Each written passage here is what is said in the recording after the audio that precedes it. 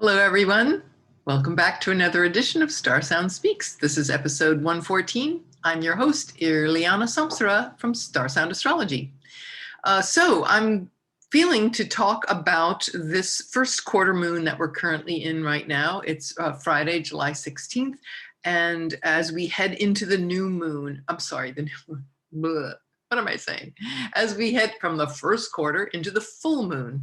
So the first quarter moon is happening now, moon in Libra, and then the moon, we're going to track this because there's a lot to say here, even though it's going to be a short podcast. Yeah, I mean, this Cancer lunation is really intense. And then leading up to the full moon, as I had said in the previous episode, that it is, it is an intense lunation, especially anytime you have, the moon once a month. Of course, when the moon goes through all of its signs, it will conjunct Pluto in Capricorn, right? So every time the moon's in Capricorn, when it gets to the now late degree, Pluto is at 25 degrees of Capricorn. So when the moon conjuncts Pluto, you always, that can also always bring a kind of emotional, cathartic release, emotional release. And even though it only spends 2.5 days in a sign, it leaves that imprint. The reason why it's so big, this full moon lunation, is because this time the full moon is in Capricorn, so it's going to be even more of an emphasis on that and things coming to a head. And I have to say, I can't help but see in these headlines that I've been reading about in the last, I've been really thinking about that, all the drought in the West and the wildfires, lack of water. Here's a Cancer lunation: water, lack of water. So drought in the West, and then these horrendous floods that have just been happening in the last 24 hours in Europe, ravaging many parts of Europe, Germany, some in Belgium and other places, and the UK was hit. So there's a lot of rain and mudslides, and I'm sure you've seen these headlines, and it's really presenting, here it is, this water making its presence known, right? And so I just wanted to talk a little bit about that.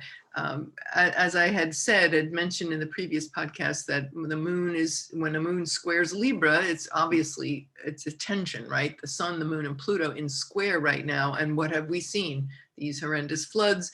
Obviously getting the moon, it's a very challenging aspect between the forces of not only, when you think about water, Cancer, water, emotions, nurturing our homes. Obviously in this flood, people's homes were flooded away. And Pluto in Capricorn represents the very underpinnings of society, literally our infrastructure. When you think about roads, bridges, tunnels, plumbing, and you see these pictures with these, the roads ripped away from this raging rivers in Europe, in Western Europe, and then you see these exposed pipes. So it's very Pluto in Capricorn, these images.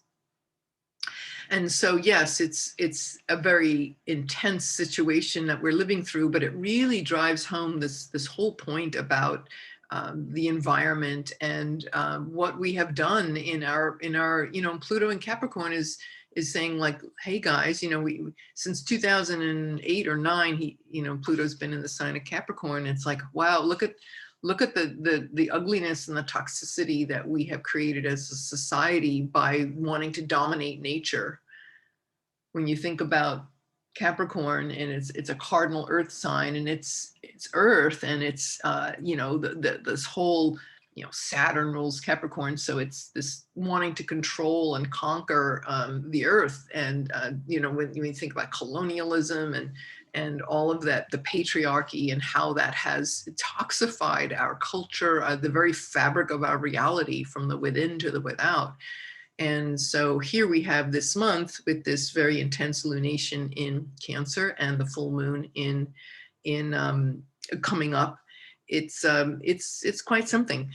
Just to give you the heads up, from this coming Wednesday up until, so that would be about July 21st, the moon will enter Capricorn, right? So it's going to enter Capricorn, and it'll finally conjunct conjunct Pluto a week from today, next Friday.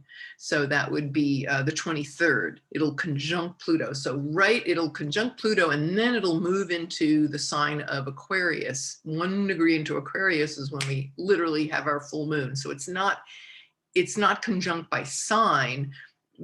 It will have already made its conjunction right before, as the new moon, sorry, I keep saying new moon, sorry guys, as the full moon is coming full, right? That big fat fruit on the tree, right? As it ripens, it's going to be conjunct Pluto, and then choom, the full moon in Aquarius. So what does that feel like collectively and individually? Well, I would say, first of all, just kind of I'm just hearing, be really patient with yourself and with others, especially from any time of the full moon. It will obviously brings up a lot of emotions, but these will be very cathartic, and there may be secrets that are discovered, or subconscious patterns that come up in you and your family of origin, your family tree, your family history. It could be with, when I think about Capricorn, it could be bosses and authority figures or government.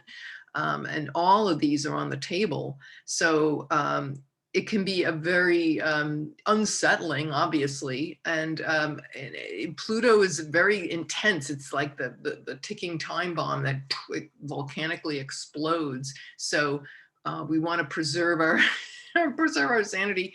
It's never going to be easy transits, but if we maintain a really calm, centered mindset and remember our commitment to transformation, that's going to help a lot, because that we make that choice and we set that tone. And so we meet these challenges with an open heart, with that sincere desire to use every opportunity. Yes, okay, yep, okay, that's Fluffy chiming in. Yay! In cat talk. Yes, okay. Okay, mommy is recording. Okay. Do you want to be on camera?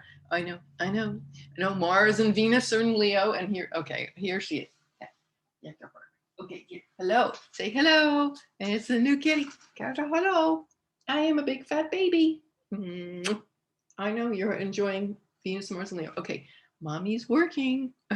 So, okay. Now you just have to let me finish my sentence. Thank you. Okay. Okay. Just shh. Okay. Next time you're outside when I'm doing this. Okay, sorry. Back we are. So what I was saying was, where was I? Moon in Capricorn. Yeah. Sorry, I lost my place there, but it brings up, about bringing up deep. It could be very painful, emotional, subconscious patterns that reveal themselves. Like, oh my goodness, didn't know that was there, and so that can be very scary. But we want to, as I was saying, meet this with a sincere, committed heart, I would say, to meet these challenges. So yes, a pressure cooker. Yes, the full moon. Yes, the full moon conjunct Pluto right before the official full moon. It's cresting, right? It's peaking on the 23rd. But I would say, being really kind with ourselves and others. With Mercury has been in the sign of Cancer. Mercury skips through a sign in about 2 weeks. It's taken forever in Gemini because obviously it went retrograde. So we had to wait all those weeks for it to finally dance back and forth. But since July 12th, it's been in Cancer, and it's going to be in Cancer through July 27th. So Mercury is chiming in, the god of communication, right, in the sign of Cancer. And with the sun, so the sun is shining a light on this, Mercury is chiming in, and there's that opposition with Pluto. So again, our attitudes and thoughts and the words we speak and utter, and our connections with others, it can be a confronting time when it opposes Pluto. So and the underworld, the unknown world, the underworld can be scary, but it's very, very rich for transformation. So again, just making that point about holding everything in the highest light and saying, hey, how can I use this breakdown? How can I move through this and not be caught up in it and the drama and chaos and, all that ugly stuff, but to stay still and move through this. How can I do this? You get caught up. Okay, step back, breathe. How do I move and use this effectively that will leave me and everyone else in a better place? And that's really what it's all about. Easier said than done. I know. I'm in it too. We're all in it together. But at least we can use these, the invitation is to use these ideas and to, instead of the old reactive way of dealing with something or letting our emotions run wild with this, with a full moon, we can just stop and, check in with our emotions, take care of ourselves, take care of others. When you think also too about Cancer being a water sign, water can bathe us and soothe us and cleanse us, and it can feel good and nourish us. The body, we can't live without water, right? So it's essential to our vital force. But water, the shadow side of Cancer is to freeze, right? Water can freeze. We can freeze somebody out. We can freeze ourselves and not connect with our own emotional needs. We could find that coming to a head with this approaching full moon, and it can create a lot of, angst. So again, just to reiterate how important that is, that we take care of ourselves and we use this opportunity to find maybe a new pattern or a new way, but things that have been, typically with a full moon, it's like things that have been in process coming to fruition. But anyway, so again, always be that witness consciousness. And am I freezing myself out? Am I not emotionally available? Or am I freezing out others? Or am I boiling over? Right? Water can boil too. You can freeze somebody out. You can scald them with your Mercury in Cancer, with your remarks. How well do we nurture ourselves and others with our words?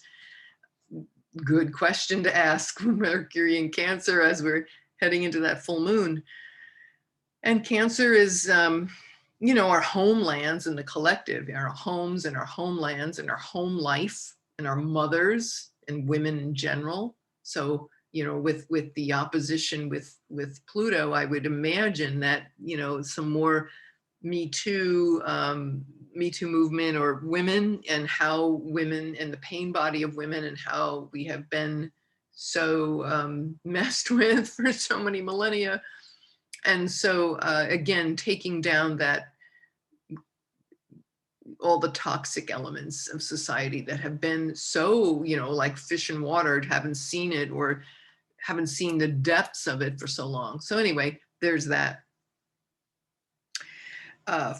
Tears, Kleenex. Oh, get your Kleenex, right? Get your Kleenex ready. But floods, tears, nurturing homes, all of these things coming up. I want to remind everybody, we got that rent moratorium that is still not, they say it's the final extension in the United States of giving people, tenants who would have been at risk of losing their homes and rental, with after COVID.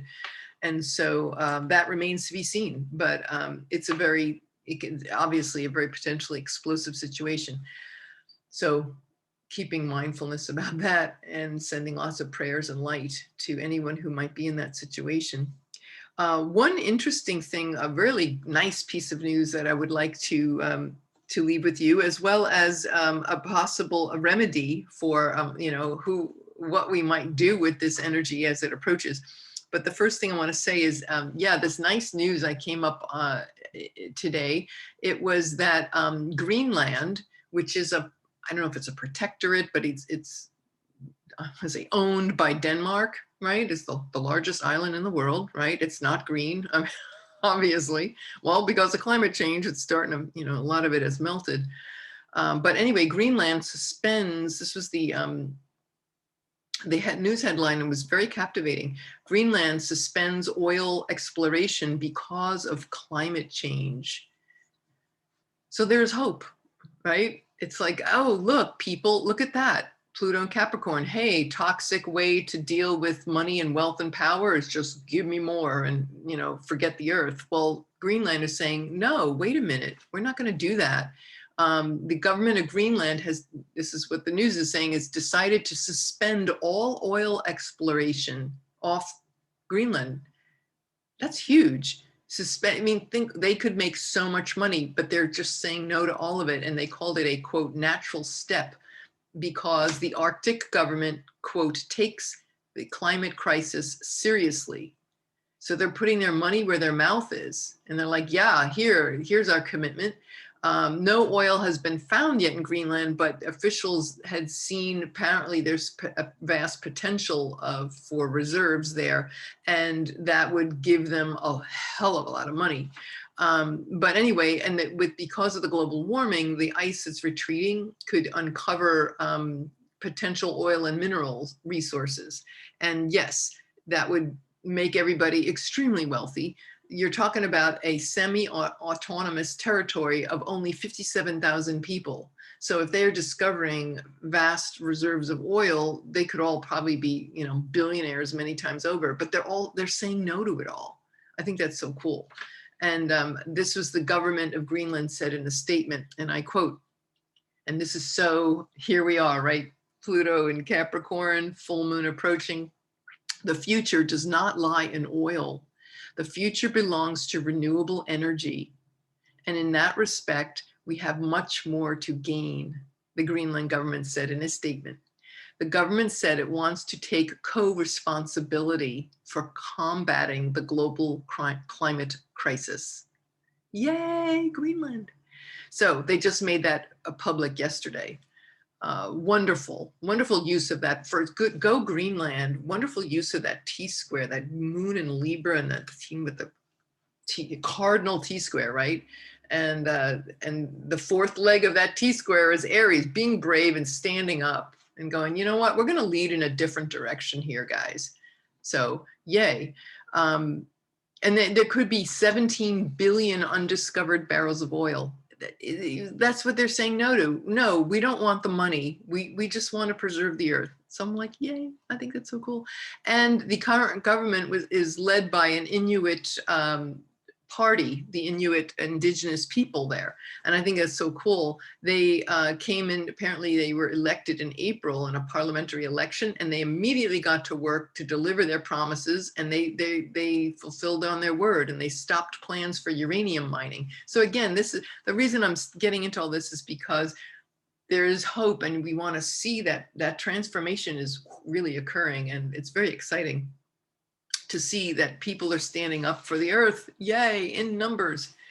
And so I'm going to leave you with considering, there is a Hindu deity, Kali Ma, and I'm saying this, everybody can tap into these the magnificent archetypes of consciousness, and Kali Ma is like the dark mother. Sometimes they call the dark mother. And so she's an aspect of the divine feminine that is, if you see the artwork of her, she's painted black or dark, and she has she's got slaying men's heads with a sword. She's like cutting all these heads off and wears them as skulls around her, like a necklace of skulls, and she's got standing up on, with her foot up on somebody, it just, blood coming out of it. It's very gruesome looking, right? And so it's, a lot of people are afraid of Kali Ma because they're like, oh my God, she represents death, or she's evil. And it's like, no, she's not. She's just raw, primal transformation. She is the real deal. And so she represents the complete purging of everything that is the scariest things, to not be afraid of death, to face it head on and go through that gateway. She is, and also I would say, not only does she represent transformation, but she's actually the most compassionate of all the deities, and she rides a lion. So again, riding lion, right? You're conquering the ego. And so what she's slaying, she's not slaying people, she's slaying ego. She's slaying our attachments to things. And so, yes, intense. I mean, if you think about, look at the hand of Kali Ma this week with people whose, a mudslide took out their homes, and there's all these hundreds of people missing, and maybe many of them are dead. I mean, it's just god awful what's happening in Europe right now.